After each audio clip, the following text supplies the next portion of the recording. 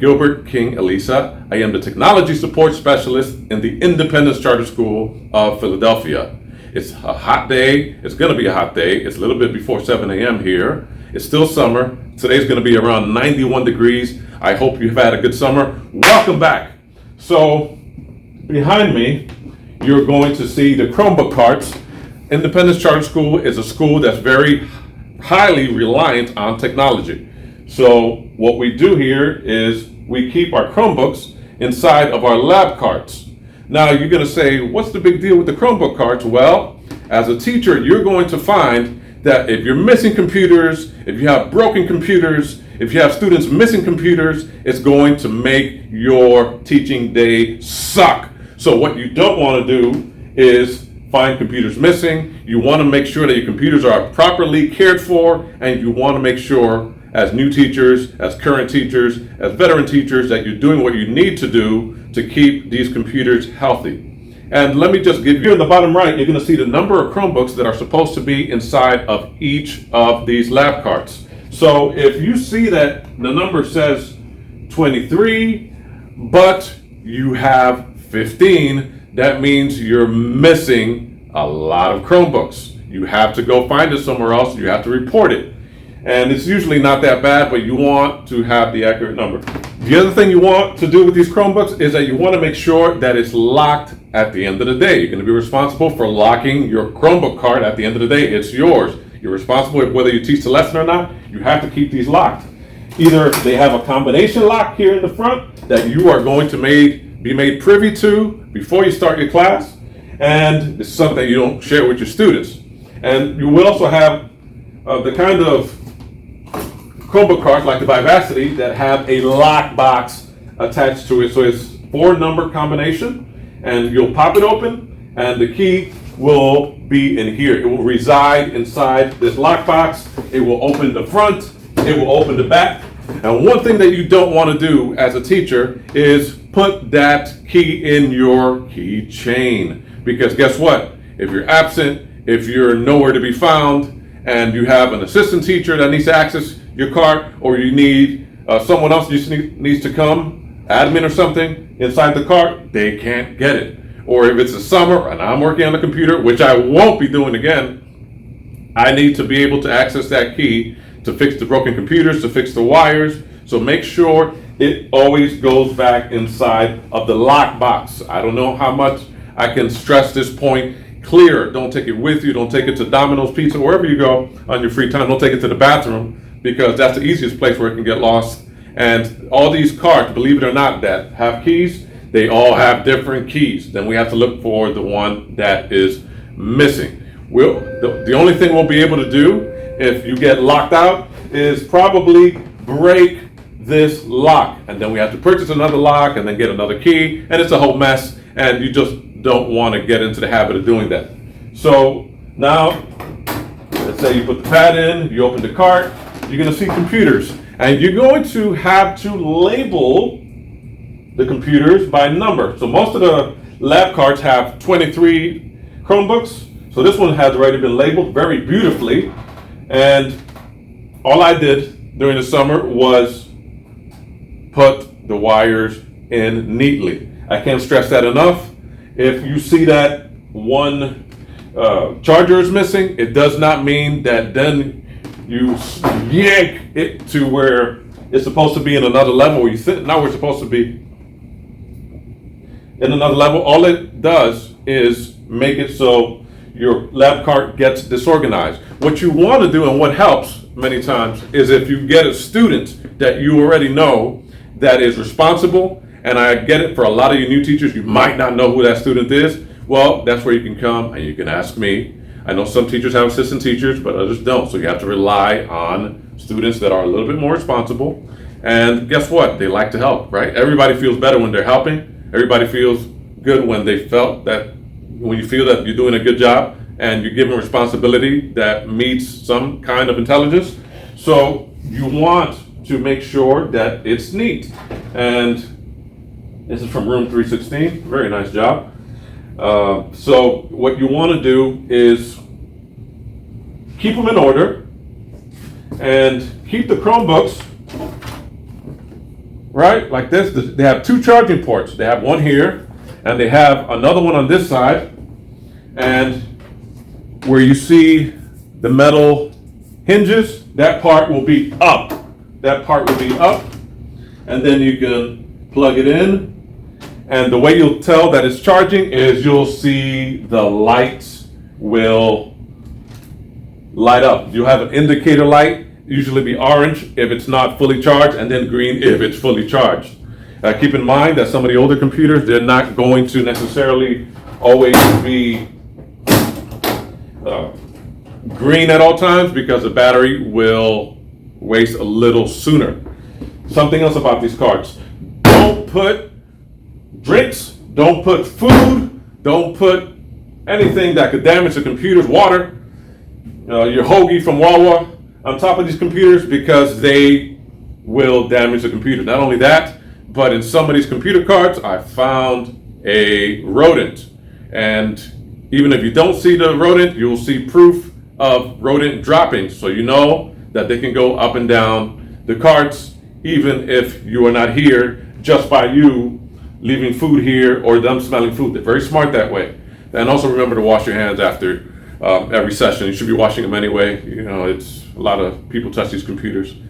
So another thing you want to do is make sure that the back is locked. So the same key that will open the front that you keep inside this lock pad will also open the back.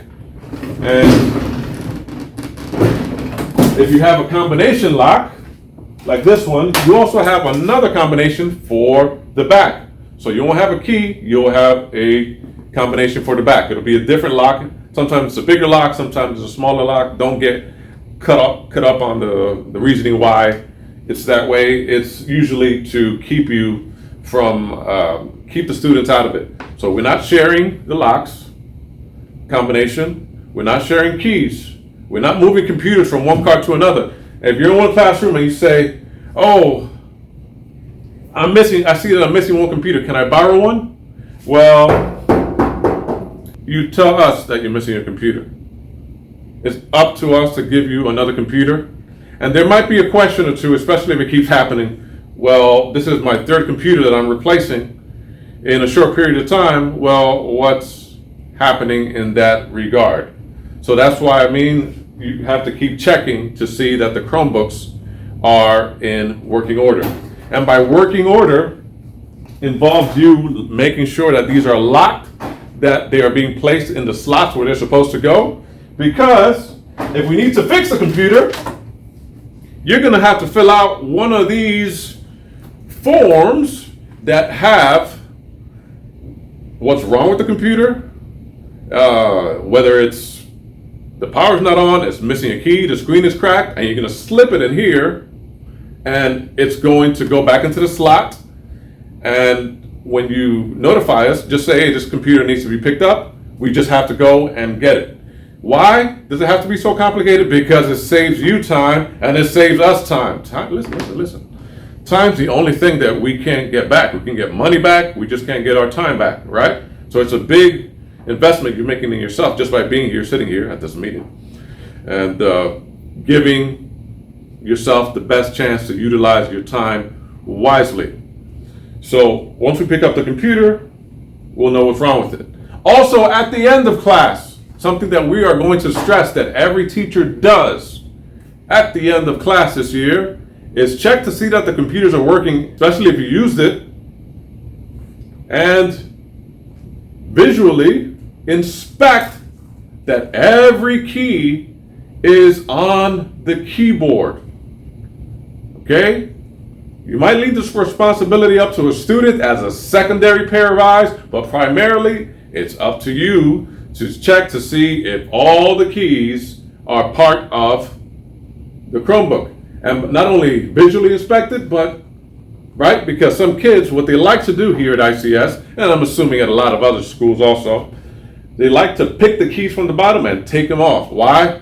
Because they're kids. They like to explore. They like to investigate. There's nothing wrong with it, except that each one of these computers is about $300. Well, at least they were before inflation. And make sure that the trackpad's working And this way you know that the computer is in working order.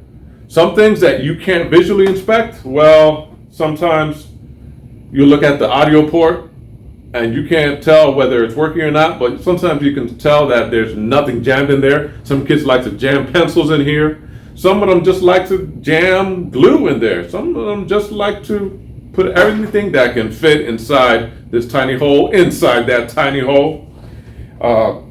Also about these Chromebooks, know that they're labeled on the bottom. It should be a piece of tape that says the room number and the computer number. And that's something that you also have to keep in mind because kids like to peel these off.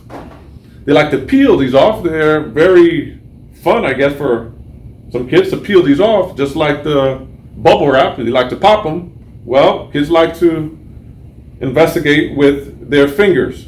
So keep in mind that that's on there, because if a computer's missing and we don't know where it is and you don't know where it is, we're going to call the ICS police on you and you're going to go to ICS jail. And the other thing you want to make sure it's on there, you're really not going to go to ICS jail. Don't get worried, new teachers. It has the ICS computer number that's already scanned into the system, inputted into the system. It's already been recorded, but if it's not there and we have to find it, the next thing we have to do is look at the little tiny digits over here, the serial number, and try to find that. And even those, I have a stack of computers here that we just don't know where they came from. So that's very important for you to make sure that the barcode's on and that the computer sticker's on. And now I'm gonna set the example, right? We all like people when they set the example. Put the computer back in the slot and plug it in. And some kids are going to be real good at this. Some kids will not. So you might want to find one or two monitors to just check at the end of class to see that every computer is plugged in neatly, okay, neatly. And it's something that we're going to require, and it's been approved by the principal of the school, that before you go home for the Christmas break or before you go home for the summer, you have to make sure that the cart is in order. Right? It's in order. That means that the cords are not sticking out. That means that the computers are all in there and working. And listen, relax. Okay, relax. If there's something wrong with the computer, let us know. Don't just hold the computer and, oh, well, it's broken, it's not working, but I don't know, I didn't want to look bad in my evaluation, so I decided to keep it to myself. No, let us know. You lose a lot by not expressing yourself. You lose a lot by not letting people know what you need. Right? If you need something, how else are you going to get it if you don't ask for it? Trust me, there's no ICS jail. And you're not going to be interrogated. You're not going to get interrogated. You're just going to find out what happened with the computer. So some of the main problems are going to be cracked screens, broken keys, and we're here to help you. And something else that why you need to do this is because by the time the PSSAs come, or you have an important test or an all-class project, you don't want to be caught out there not having a computer that's not working. Because what you're going to do is you're going to run to the help desk and you're going to find out, oh, can I have a computer right away? This computer's not working. This is happening. This is happening. No. You prepare before, right? You prepare before the thing happens. So when the thing happens, you have things in place. That's why we want to make sure that every computer is taken care of. And on the other side of it, we don't want to keep fixing computers. So you want to look out that kids are not putting pencils here and then closing them. We also want to make sure that they're not bending them back this way, even though they have that capability. And you might tell a student, the student might tell you, no, but you can do this. I have one at home. We can bend it. But guess what? When they leave it like this and they put it down at a sharp edge, it's going to crack. So that means we have to order a whole bunch of crack screens. That means we have to stop and not be able to help the next teacher. That means we have to not help you for other things because now we're worrying about what a student did because they weren't properly being looked after. And also, when you have it like this, guess what? It's not protected from spills. It's not protected from Mother Nature, and it's not protected from human accident, which happens to all of us. So, as a natural preventative measure, what we're going to do is close it like this, so it'll have protection from the bottom, and it will also have protection from above. So yes, this year you're going to have to look at your computer, look at the keys, and make sure before class, after class, to see that everything is in working order. Especially if you're on the third floor or on the ground level. We've had a lot of broken computers from these two sections. Also, assign a computer to a student because they're going to be responsible for it. There's a lot of computers from one classroom found in another classroom. I found a lot of classroom number 4's computer in classroom number 1's cart. I found a lot of computers from class number 303 in room 304, and now 304 only has 4 computers. That has to stop. Takes time from everyone. And now when you're having other problems, you can't be helped. So thank you for listening for this part. Let's continue on to the next part. So this is an example of what can happen. And I've seen teachers do this, but not only teachers, students as well as assistant teachers. I can't find the right adapter. Okay. Okay, now it reaches.